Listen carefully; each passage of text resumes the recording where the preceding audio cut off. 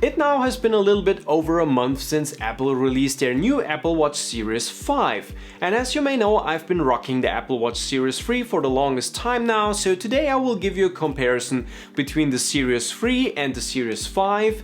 And I will tell you how the Series 5 performed over this time period and whether it's worth to upgrade from the Series 3 to the Series 5.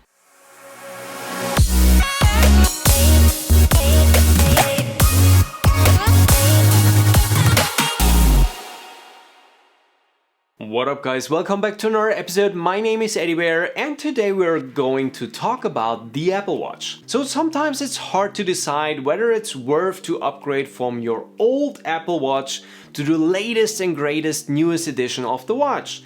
Since sometimes the changes are subtle, but those changes can have big implications on your daily use case with the Apple Watch. So today's episode will solely focus on the differences between the Series 3 Stainless Steel Edition versus the Ceramic Series 5 and how the Series 5 performed over the time period of a month and whether I regretted upgrading from the Series 3 to the Series 5. And before we dive any deeper into the differences between the Series 5 and the Series 3, let's begin today's review with the unboxing of the Ceramic 44mm Series 5. The packaging of the Apple Watch yet again has changed, so you are now getting two boxes within one. One contains the wristband according to your choosing, which in my case is part of the product red lineup, and the other one contains the watch itself. I also should point out that the Ceramic Series 5 Apple Watch comes with one additional white wristband. This wristband is special since the knob that secures the watch on your wrist is also white. We also receive a charging brick, so no USB-C here, and also the charger for the watch itself is the same that we know from all the other watches before. The watch itself now comes in this little protective sleeve. The Ceramic Series 5 is plain out gorgeous. The crown has a black accent dot on it and also a red circle which indicates its LTE capabilities. The back of the watch now has a high gloss finish and the ECG sensor. Apart from that, the power button is now finally flush to the whole watch, so this will hopefully reduce any accidental SOS calls. Side by side, it gets obvious why it was so easy to accidentally hit the power button of the Watch Series 3. Although the physical dimensions of the Series 5 haven't changed much, the display real estate has increased dramatically compared to the Series 3. I also noticed that the Series 5 has a sharper edge on the transitioning part between the display and the body. On the Series 3 there is no such edge. By the way, if you're getting a stainless steel Series 5, you're getting the same finish on the back as the Series 3. Only the ceramic version has the black finish. If you're wearing or using something day in day out, you will notice the slightest differences, and for someone who wears the Apple Watch every single day of a year, it immediately struck me that there is a weight difference between the Series 5 and the Series 3. So Apple was able to reduce the weight of the new Series 5 by 7 grams. I know 7 grams don't sound much, but trust me, you will appreciate the weight reduction. And also it's nice to know that you're wearing a watch made out of premium materials that's also not hefty. Another thing Apple was massively able to improve on is the audio system of the Series 5. So Siri now is the loudest and clearest ever. Let me give you an example how Siri sounded on the Series 3. Hey Siri, tell me a joke. How many tickles does it take to make an octopus laugh? 10.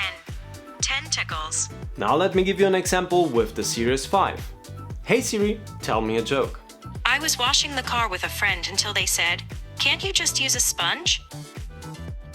So as you can hear, Siri's voice is now more natural and it's clearer than it was ever on the Series 3. Also, with the improved speaker system, the Apple Watch Series 5 is now more effective in disposing of unwanted water if you went for a swim or just were showering. The frequency of the sound that gets rid of the unwanted water has also changed. It's more soothing and not so high-pitched, meaning you will not draw so much attention as before, so this is, in my opinion, also a plus. When Apple started to ship the Series 5, it came right out of the box with watchOS 6.0. And as Marques Brownlee stated correctly in one of his latest reviews, the issue with the always-on display on the watch was that at the end of the day you probably had somewhere around 20 to 30%, whilst with the Series 3 at the end of the day you were pretty much running on about 50% battery left. By now I can say with absolute certainty that Apple totally rushed the release of iOS 13 and also watchOS 6.0, because since I'm in the beta program, this watch now has watchOS 6.1 and the battery life of the Series 5 massively improved. So even with the always-on display, at the end of the day I'm somewhere around 50% battery life left. So it's now safe to say that you now can rock the Apple Watch Series 5 2 consecutive days again without the need of charging. And since we're already talking about the always-on display, this feature is by far one of the best things that Apple came up with. If you're sitting in a meeting or something, you can finally peek onto your watch without the need to tap on it or to activate it and show everybody that you're looking at your watch. So now you can, secretly peek on your watch and know how late it is. With the new always-on display, we received a bunch of new watch faces which will change their appearance depending whether your watch is active or in sleep mode. Unfortunately, the biggest new feature of the Series 5 is also its downside, cause the always-on display is so bright that it will light up a pitch black dark room even if your display is inactive. In order to keep that from happening, I would recommend you to enable the cinema mode if you're somewhere where you don't want to disturb other people, and if you're in the movies, you definitely should engage that. The Apple Watch Series 5 is now also including an ECG, and newly added is the compass that works without the help of an iPhone. Another thing I really enjoy is the newly improved haptic engine, even though I think there is not much improvement between the Apple Watch Series 4 and the Series 5 in this area, but between the Series 3 and the Series 5 it's a massive difference, because you're now getting haptic feedback while you're scrolling through the menu and also in certain situations when you're selecting settings, so this makes your overall interaction with the watch more intuitive. So what can I overall say about the Ceramic Series 5, and have I regretted upgrading from the Series 3? If I'm honest, there hasn't been a day where I regretted upgrading from the Series 3, cause the improved overall user experience with the Series 5 is so good, and also I'm quite surprised by the finish quality of the ceramic housing. So I can say that it can take quite a beating, it will not scratch easily. I mean, with the stainless steel edition, after a month I always had the first mini scratches in it, and with the ceramic body I could not find any scratch whatsoever yet. I even have to admit that it took me quite some time to get used to the always-on display, because when your display is switching to the inactive mode you are awaiting a notification and you lift your wrist, and sometimes if it does not recognize the lift you're wondering where your notification is, so this is kind of weird, but you get used to it pretty quick. Aside from these little things, the Series 5 in my opinion at the moment is the best smartwatch out there on the market.